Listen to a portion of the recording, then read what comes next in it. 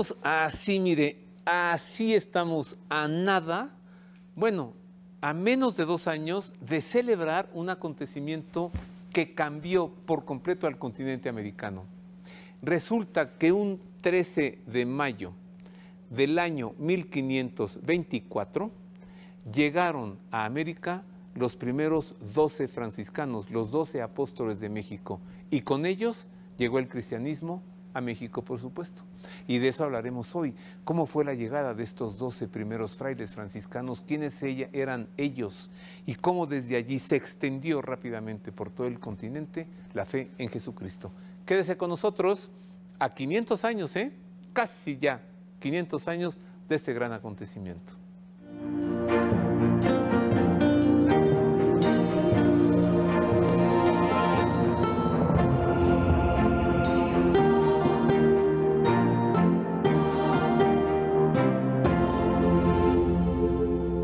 Gracias por acompañarnos, queridos amigos, gracias por estar con nosotros. Tendremos fiesta, ¿no, Fray Efrén? Tenemos que hacer algo. 500 años. Son bastantes años. Hay que preparar muy bien ese acontecimiento. Ajá. Sí, sí, porque, como tú dices, es un acontecimiento que va a marcar ya un derrotero para toda América Latina. Acuérdate que llegaron antes a lo que es el Caribe. Sí, llegaron a Santo Domingo y estuvieron. Después ya comenzaron por Puerto Rico, Cuba, y es hasta 24 cuando ya llegan a México los frailes. ¿13 de mayo? Sí, sí. Cuando llegan. 1524. El padre Efrén Valleño es fraile franciscano, es historiador de la orden. Fue hasta hace poco, le llaman custodio. Guardián. ¿Cómo? Guardián. Guardián, o yo digo superior, en San Juan Bautista, en Coyoacán, y ahora él está en la iglesia de San Francisco, en la Avenida Madero. San Francisco el Grande le llaman, frente a la Casa de los Azulejos. Exactamente. Más bien la Casa de los Azulejos frente está a San Francisco. Frente a San Francisco. Exactamente, sí, sí, es eso lo que dijiste.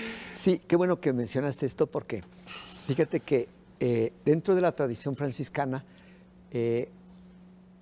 nosotros no usamos la palabra superior, no por otra cosa. Ya sabemos que es el que está al frente, se le llama así, pero San Francisco nunca quiso usar esa palabra. Entonces, para designar los servicios que hay, empleó la palabra ministro. A ministro. Que ministro originalmente, recuerda, quiere decir servidor. ¿Sí? Entonces, es el ministro general el que está al frente de toda la orden en el mundo. ¿Sí? Es el que tiene, digamos, autoridad sobre todos los frailes del mundo. ¿Hoy cómo se llama? Hoy es Massimo Fusarelli. Acaban de apenas de... Fusarelli. Fusarelli. ¿Italiano? Italiano. Ajá. Ya tenía algún tiempo que no llegaba un italiano, ya estaban esperando, yo creo, pero es actualmente entonces, es el ministro general. Después toda la orden está dividida en provincias, que es un determinado territorio. No quiere decir que sea un país, sino territorio. Y al frente de cada provincia está un ministro provincial. Después, cada provincia está dividida también en casas. Aquí en México, la provincia de México, a la que pertenezco yo, somos 32 casas y les llamamos guardianías cuando tienen un determinado número de frailes, mínimo 3. Es guardianía, ¿por qué? Porque el que está al frente de la casa es precisamente un guardián, es decir, alguien que cuida, que está con sus hermanos, que los acompaña, que los organiza. Eso, es el guardián. Entonces, en ese sentido, Francisco no utilizó jamás el de superior. Superior.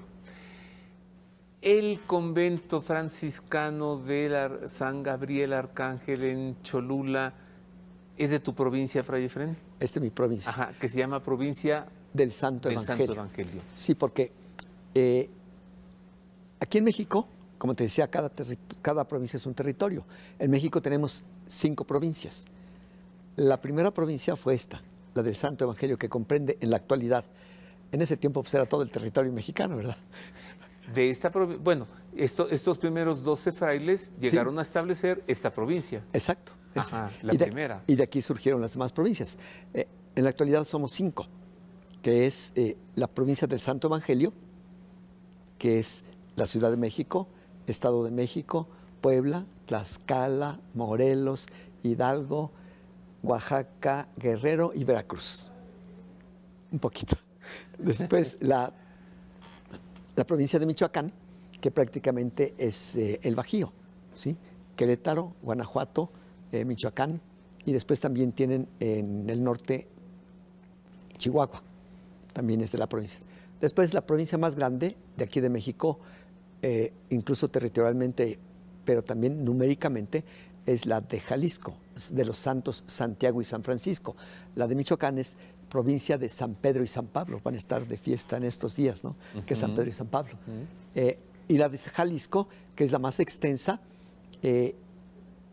comprende todo lo que es Jalisco, Durango, Colima, Nayarit, Zacatecas, luego todo el norte, Tamaulipas, Nuevo León, Coahuila, ¿qué nos falta por acá? ¿Qué nos falta por acá? San Luis Potosí, Aguascalientes, Zacatecas. Aguascalientes, Zacatecas, eso es. Después la provincia del norte, que es San Junípero Serra. Claro. Es toda la Baja California, norte-sur, Sonora y Sinaloa. Esa es la provincia de San Junípero Serra. Y la provincia de San Felipe de Jesús es toda la península del sueste, Yucatán, Quintana Roo, Campeche, Tabasco y Chiapas. Riviera Maya. Todo eso, todo es provincia. Chichén Itzá. Todo, esa es la provincia de San Felipe de Jesús. Bueno, a ver, qué bueno que Fray Efrén Valleño nos platique todo esto para darnos cuenta de qué manera se extendieron. Y hablando de San Junípero Serra, hasta lo que es Estados Unidos, ¿no? Sí. Hasta lo que hoy es Estados Unidos, todo comenzó con estos 12 frailes franciscanos. Vamos a más información. ¿Cómo fue la llegada de los franciscanos a México?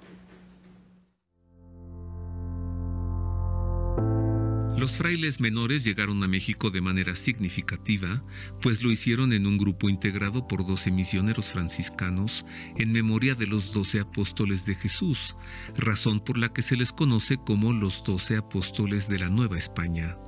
Su arribo a México ocurrió en mayo de 1524, apenas 3 años después de la caída de la Gran Tenochtitlan en manos del conquistador y 7 años antes de las apariciones de la Virgen de Guadalupe. Con la llegada de los misioneros franciscanos comenzó formalmente la evangelización del nuevo continente, tarea que le fue confiada a estos 12 apóstoles, conformados por los frailes Martín de Valencia, en compañía de Fray Francisco de Soto, Martín de Jesús de La Coruña, Juan Juárez, Juan de Palos, Antonio de Ciudad Rodrigo, Toribio de Benavente, quien asumió el nombre de Motolinía, que significa pobre, García de Cisneros como primer provincial, Luis de Fuensalida, Juan de Rivas, Francisco Jiménez y Andrés de Córdoba. Una vez que desembarcaron en Veracruz, emprendieron el largo trayecto hasta la Ciudad de México, recorrido que hicieron a pie y descalzos. Personalmente acudió Cortés a recibirlos, y lo hizo con veneración, aunque sin imaginar que se convertirían en bravos defensores de la vida y de los derechos de los naturales, muchas veces en contra de los deseos del conquistador. No obstante, se constata el aprecio que movía a Cortés por ellos en las palabras con las que Bernal Díaz del Castillo refiere en su historia verdadera de la conquista de la Nueva España el recorrido que hicieron de Veracruz a Texcoco, con muestras de bienvenida y de júbilo ordenadas por él mismo. Mandó en todos los pueblos, así de indios como donde vivían españoles, que por donde viniesen les barriesen los caminos, y donde posasen les hiciesen ranchos, si fuese en el campo, y en lo poblado, cuando llegasen a las villas o pueblos de indios, que les saliesen a recibir y les repicasen las campanas, y mandó a los españoles se hincasen de rodillas a besarles las manos y hábitos. Ya que llegaban, el mismo Cortés, acompañado de nuestros valerosos y esforzados soldados, los salimos a recibir. Juntamente fueron con nosotros Guatemuz, el señor de México, con todos los más principales mexicanos. Y ya que nos encontramos con los reverendos religiosos, el primero que se arrodilló delante de Fray Martín de Valencia y le fue a besar las manos fue Cortés, y no lo consintió, y le besó los hábitos y a los demás religiosos, y así así hicimos todos los más capitanes y soldados que allí íbamos, y Guatemuz y los señores de México. Y de que Guatemuz y los demás caciques vieron ir a Cortés de rodillas a besarles las manos, espantáronse en gran manera, y como vieron a los frailes descalzos y flacos, y los hábitos rotos, y no llevaban caballos, sino a pie y muy amarillos, y ver a Cortés que le tenían por ídolo o cosa como sus dioses, así arrodillado delante de ellos, desde entonces tomaron ejemplo todos los indios.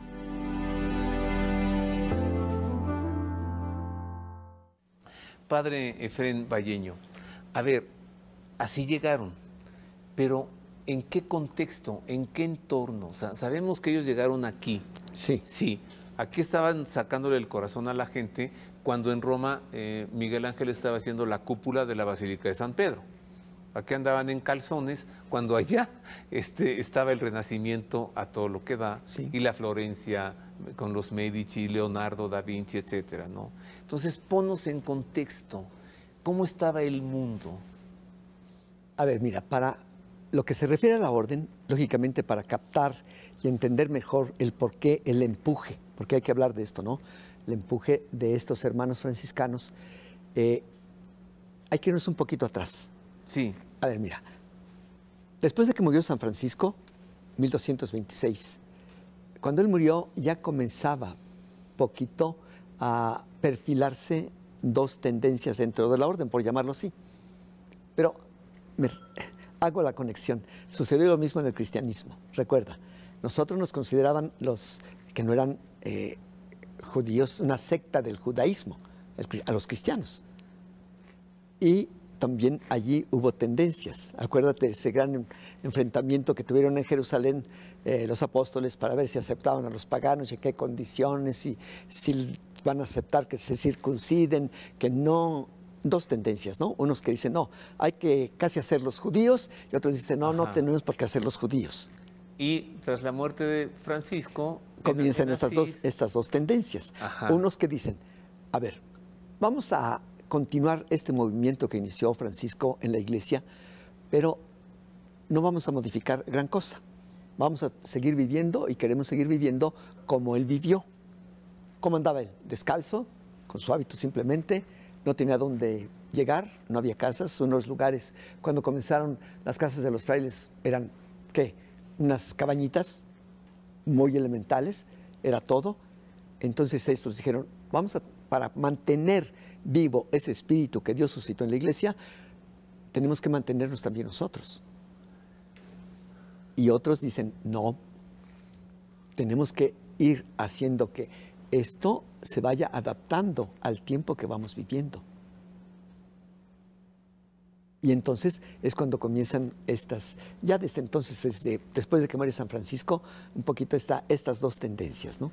Ahora, si nos colocamos en el año 1524, cuando llegan estos 12 frailes a México, ¿qué estaba ocurriendo en el mundo?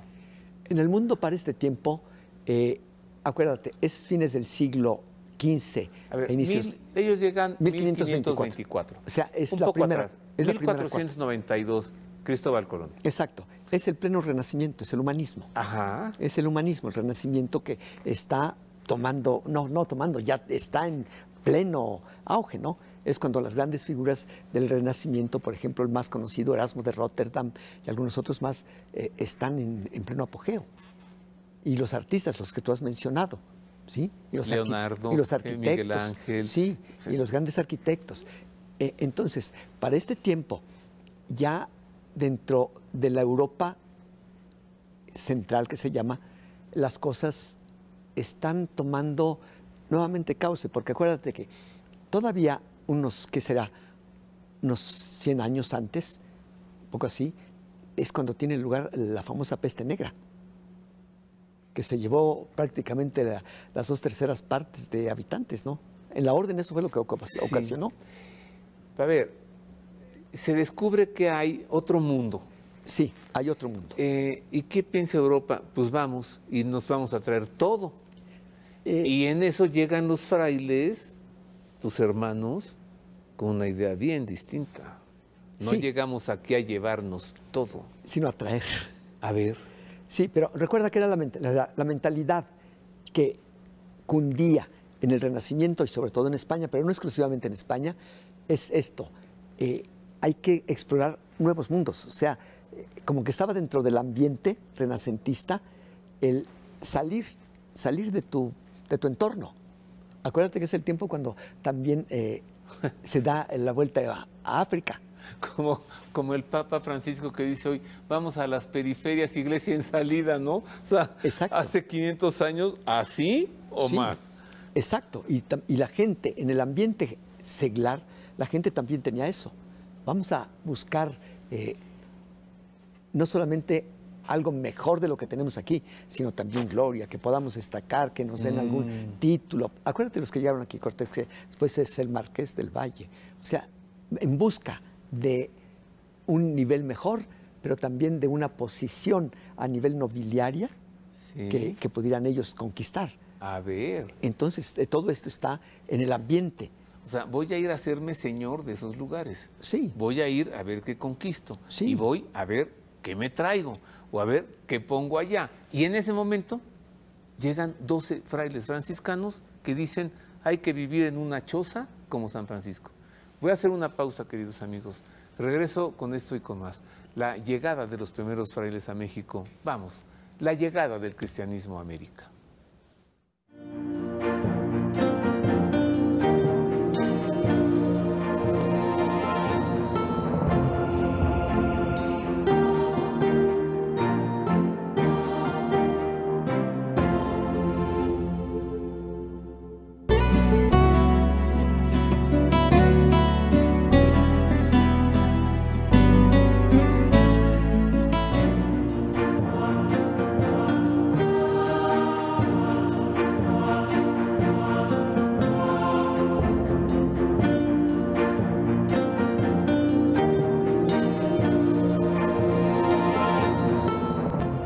Continuamos, queridos amigos. Hoy, a menos de 2 años de celebrar los 500 años, ya verá usted lo que va a ocurrir.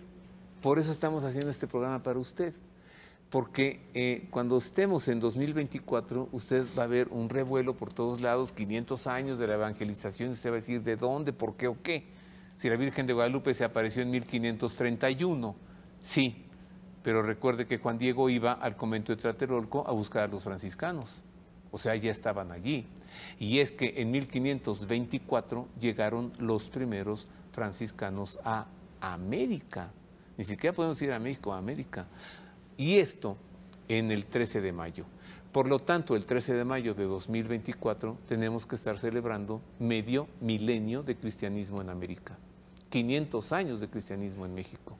Y entonces con esta antelación es que estoy conversando con Fray Efrén Valleño, historiador de la orden, historiador de los franciscanos. Estamos entonces en los antecedentes, Fray Efrén. Exacto, sí. Estamos en los antecedentes porque, te decía, habría que conocer bastante, o lo más que se pueda mejor, cuál era la mentalidad de estos hermanos que vienen, cuál había sido su formación incluso para poder ser enviados acá. Y esto arranca desde años antes, bastantes años antes. Rapidísimamente retomo lo que te decía. Entonces, estos dos grupos, ¿qué es lo que va a pasar? Que después el enfrentamiento verbal, claro, nunca fue un enfrentamiento no, un enfrentamiento verbal de discusiones, de cada quien poner sus argumentos, era que habría que mantener esto. O sea, tras la muerte de San Francisco. Tras la muerte de San Francisco. Ajá. Pero esto comenzó a crecer muy rápidamente, porque después hay un grupo, estos que se llaman originariamente celantes, es decir, muy celosos de guardar la regla como estaba mandado.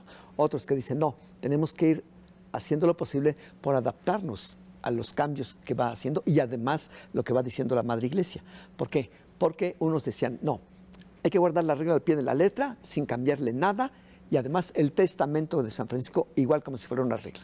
Interviene el Papa Gregorio IX para decir, no, solamente la regla, el testamento, quien lo quiera guardar, adelante, pero si no, alguien no lo guarda, algún fraile no lo guarda, no comete ninguna falta. ¿En porque qué consiste guardar el testamento de San Francisco? En observar como si fuera una regla. Por ejemplo, él dice, y los hermanos no se atrevan jamás a pedir ninguna privilegio en la curia romana, ni para ellos, ni para alguna iglesia, ni para nada. Déjense de Dios, solamente Él. No anden pidiendo privilegios. Entonces, dice, esto tenemos que guardarlo al pie de la letra. Y otros dicen, no, pero es que en más de alguna ocasión pues vamos a necesitar ir al Papa para que nos conceda alguna cosa. No, no, el testamento está muy claro. Entonces, es aquí donde comienzan las fricciones entre ellos. Hasta que el Papa Gregorio IX, que había conocido muy bien a San Francisco, que le había ayudado incluso porque era canonista a elaborar también la regla, dice, no, el testamento no tiene ninguna fuerza de obligatoriedad para los frailes. De modo que quien no lo guarde no comete pecado. La regla sí, el testamento no. Y a partir de entonces comienza un grupo más radical a decir, pero ¿y el Papa quién es para quitar a San Francisco? Entonces aquí es donde comienzan las dificultades. ¿Por qué? Porque este grupo se vuelve bastante radical. Y entonces algunos de ellos dicen, es que nosotros tenemos que observar espiritualmente la regla y nuestro espíritu dice que tenemos que hacerlo así. Entonces comienza el enfrentamiento con la iglesia. Ya no es solamente el grupo entre ellos, ¿sí? El grupo que dice tenemos que continuar adaptándonos a los tiempos y otros radicales, no como vio San Francisco, sino que ahora dicen, no, es que el Papa nos ha quitado esto y el Papa no puede quitarnos esto. Que decían la razón, que San Francisco, que Dios le dictó a San Francisco, algo así como a Moisés, ¿no? Un poquito, por ahí va. Es una analogía prácticamente, lo que dicen los biógrafos. Pero el caso está en que el enfrentamiento se dio. Y este grupo de los espirituales va a ir creciendo. Va a ir creciendo primeramente en Italia, pero después también en el sur de Francia, norte. ¿Para este momento en qué año estamos? Estamos ya hacia fines del siglo XIII, y comenzando ya el XIV. Comenzando el XIV. Entonces, los primeros franciscanos llegan a México en siglo XVI. 2 siglos antes, todavía están Principio del XVI. Estamos con estos antecedentes 2 siglos antes para saber qué clase de frailes son los que llegaron. Exacto. ¿Sí? Pero a ver, que nos platique más Marisa de estos frailes, ¿no? Sí, para ir conociendo. Claro.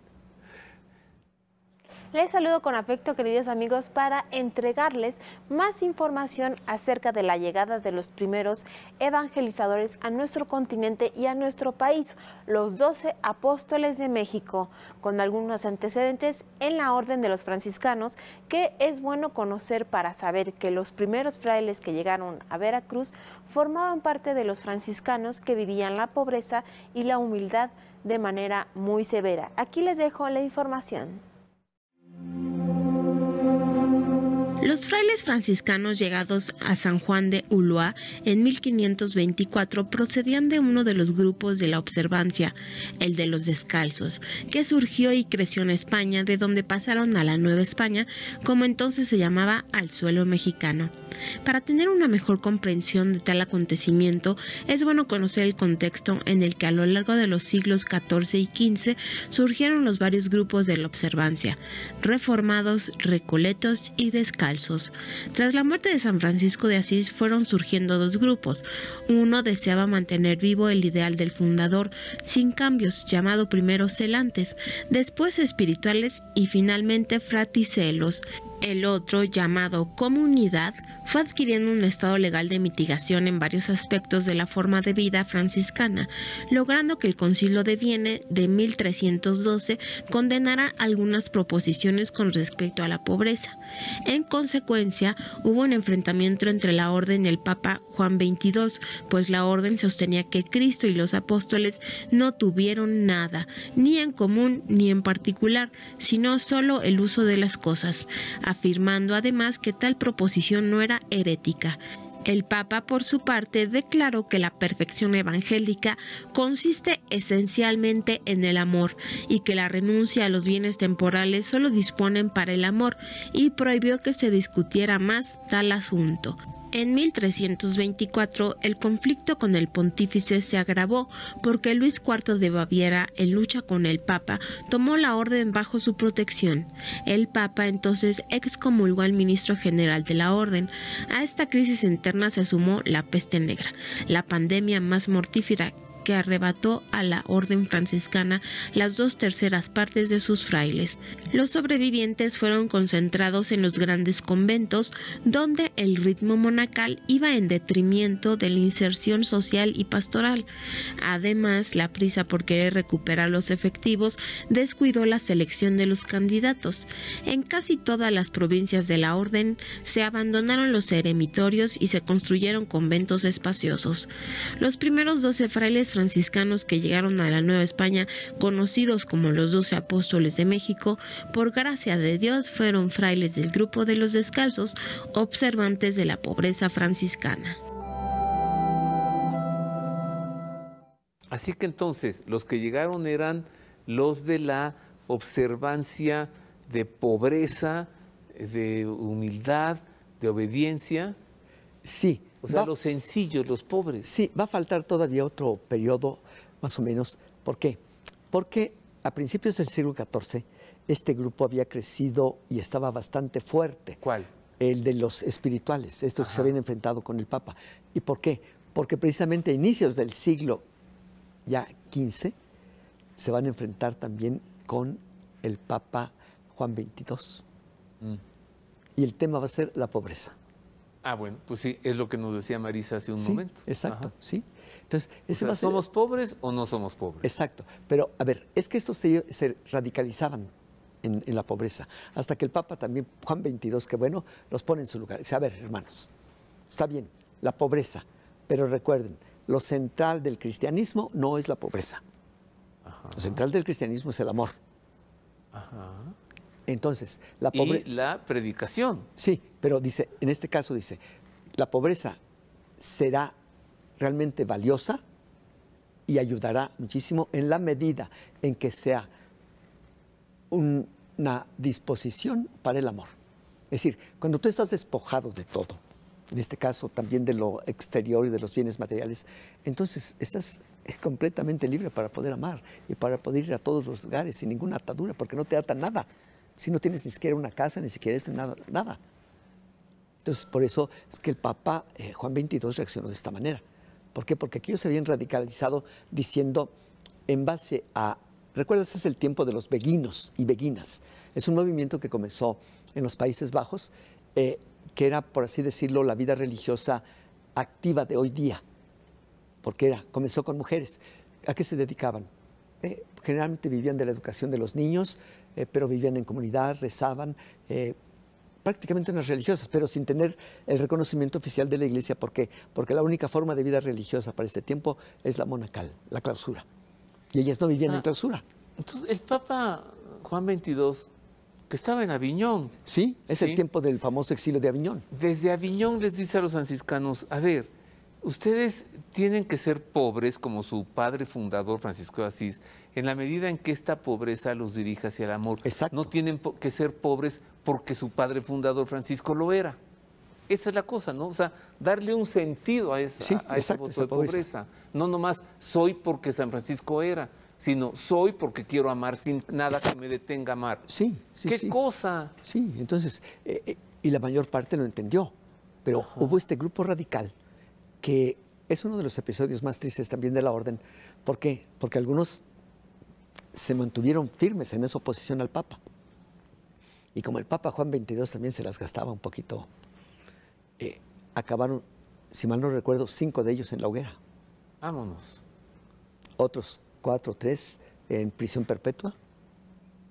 Los cabecillas del movimiento, un tal Ángel Clareno, que de las Marcas, la parte costera con el Adriático, mejor se desapareció y se fue con el otro, Bertino de Casales, se pasó con los monjes benedictinos.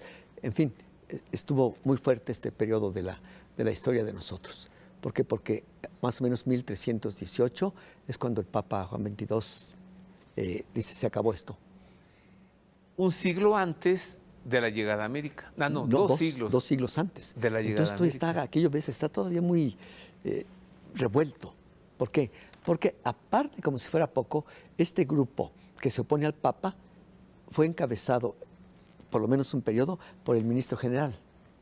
Ah. Entonces, imagínate, el sucesor de San Francisco andando en esto en contra de la iglesia, cuando que él había sido, por así decirlo, modelo de sumisión a la iglesia, de sujeción a la iglesia. Ahora, ¿y por qué? Porque aparte vino esta coyuntura de, acuérdense, es el tiempo en que el imperio y el papado están enfrentándose continuamente.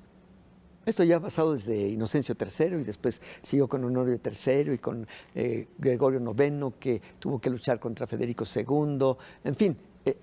Y para este tiempo es Ludovico IV de Alemania. Entonces, este enfrentamiento, ¿por qué? Porque aparte Ludovico dice, no, entonces, como están las cosas así, yo tomo bajo mi protección a la orden franciscana.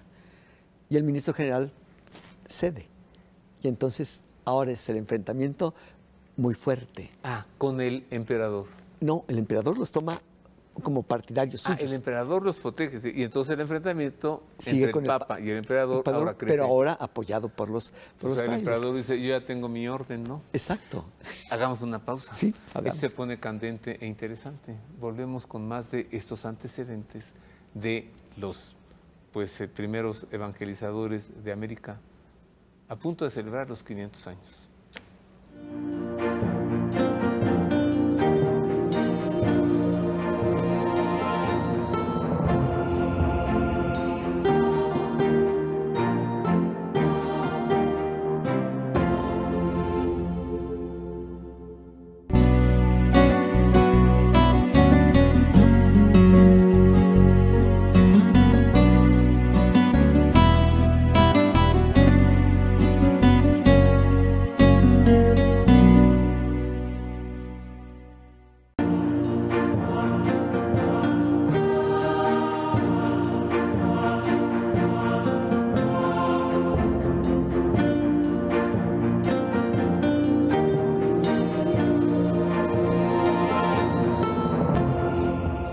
Continuamos, queridos amigos. Si estaba viendo esto de Fanflix, aproveche, suscríbase a Fanflix. Hay allí una promoción, si pone Ver y Creer como código. Pero mire, sobre todo hay que apoyar estas iniciativas católicas, ¿no? Ahora ya existe una plataforma en televisión que es Fanflix, lo que le permite ver cualquier programa, cualquier día, a cualquier hora y verlo cuantas veces quiera. Ya no es necesario estar esperando el día de la transmisión y luego decir, pues me lo perdí. Es una plataforma, Fanflix. Tiene películas católicas, series católicas, retiros, cursos, conferencias, programas para grandes y para niños. Le recomiendo mucho acercarse a Fanflix. Sigo conversando con Fray Efrén Valleño, franciscano, historiador de la Orden de los Franciscanos en México, y estamos pues dándole a usted la primicia de que dentro de menos de 2 años tendremos la gran fiesta por los 500 años de la evangelización o de la llegada de la evangelización a América y por supuesto a México, y estamos conversando de los antecedentes para saber no quiénes, sino cómo eran estos 12 apóstoles de México, así les llaman. Así les llaman, sí, exactamente. Me he encontrado yo pinturas en conventos franciscanos de estos 12. Sí, una está en Huejotzingo y otra, si mal no recuerdo, espérame. Lo que me acuerdo seguro ¿San Gabriel? En San Gabriel, si mal no recuerdo, también hay otra. Ahí los he visto. Sí. Metepec, ¿no? No. No, pero en San Gabriel ahí los vi. Y en Huejotzingo también. En el claustro, sí, creo. Y en Huejotzingo también está. Ajá. Sí, pero como te decía, esto tiene todos esos antecedentes que sí creo que es interesante conocerlos para también hacernos una idea exacta de estos hombres que llegaron, que dejaron su patria y que pues prácticamente acá murieron todos. Ya sabían que venían acá y adiós papá, adiós mamá, adiós hermanos, ya no nos vamos a volver a ver jamás. ¿Qué traían en su corazón? ¿Qué traían en su mente? Demasiado amor y mucha preparación, así en general. Mucho amor y mucha preparación porque lo vamos a ver. Pero mira, entonces me interesa ahora, ¿qué es lo que va a pasar después de este enfrentamiento del emperador con el papa? Que esto va a traer una decadencia dentro de la orden. Ah. Comienza la decadencia, como comenzó en el cristianismo. Acuérdate, después de que Constantino nos da la libertad, el decreto famoso llamado decreto de Milán y todo aquello, también el cristianismo viene a menos y comienza a resurgir con aquellos retiros al desierto de San Antonio, los eremitas, todo lo demás, que vuelven otra vez a levantar aquello. Entonces comienza esta decadencia también dentro de la orden. ¿Por qué? ¿Decadencia en qué? ¿En número de vocaciones, en vivencia religiosa, en espiritualidad? En todo prácticamente. ¿Por qué?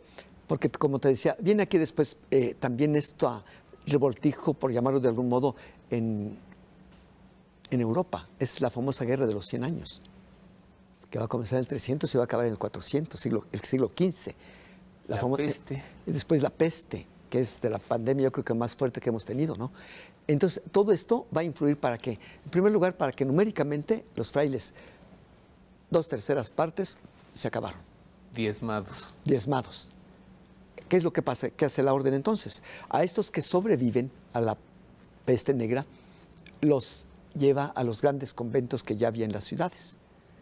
Pero con el temor, como estamos ahora, ¿verdad?, en la pandemia, también en ese tiempo, y si vuelve esto, entonces ya no se salía, pero eran conventos grandes donde a veces había hasta más de 100 frailes.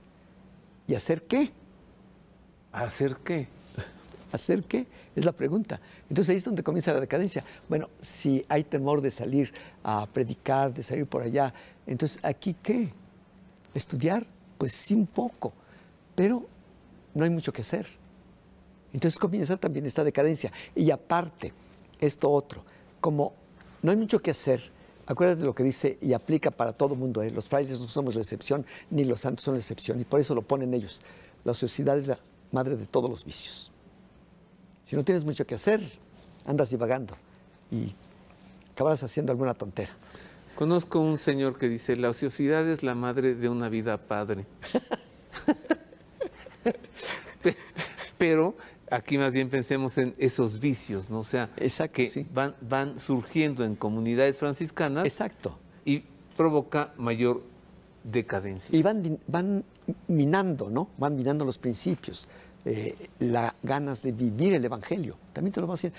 Pero se da otra cosa, como son pocos, entonces se comienza a descuidar bastante la selección de los candidatos.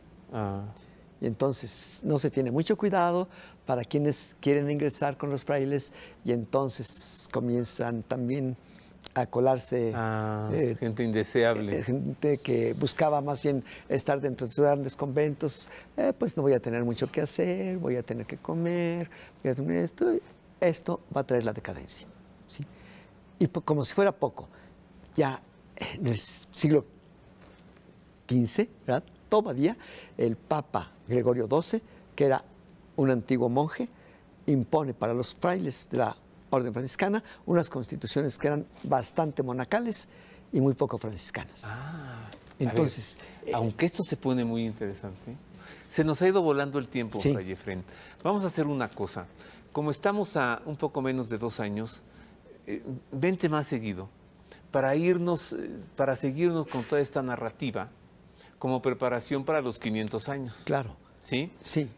Pero por ahora lleguemos a conclusiones. A ver, entonces la conclusión, ¿cuál es? Viene esta decadencia de la orden, hay descuido en seleccionar, ¿y qué es lo que va a suceder?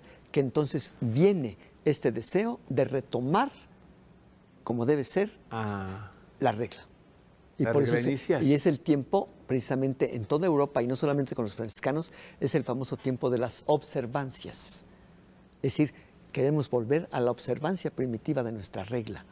Ahí está Santa Teresa con sus carmelitas haciendo lo propio. Exacto, y con un director espiritual como Pedro de Alcántara, franciscano, pues olvídate. Entonces, ahí están los agustinos haciéndose recoletos. Exacto. ¿No? ¿Por qué? Porque precisamente dentro de este deseo de volver, en la orden, por lo menos para nosotros, surgen en Italia los reformados, en Francia los recoletos y en España los descalzos. ¿Quiénes llegan a América? Los descalzos. Los descalzos, o sea, los de la antigua observancia. Tienen sus raíces allá. Ajá. Pero no son exactamente la continuación de aquellos. Bueno, pero no los relajados, sino no. Exacto. Los de rigor. Sí. Trato hecho entonces, porque tienes mucho que platicarnos, Fray Efrén, como historiador de la orden. Sobre todo esto de los descalzos, que es maravilloso. Bueno, entonces hacemos una pausa de, varias semanas. De acuerdo. Magnífico. Y le prometo a usted que entonces, de aquí a 2024, eventualmente con nosotros, Fray Efrén Valleño, para irnos preparando a la celebración de estos 500 años de la llegada de nuestra fe a nuestra tierra y a nuestro continente. Me voy. Eso es todo por ahora. Nos vamos. Gracias por haber estado con nosotros. Le deseo una feliz semana. Dios le guarde. Gracias.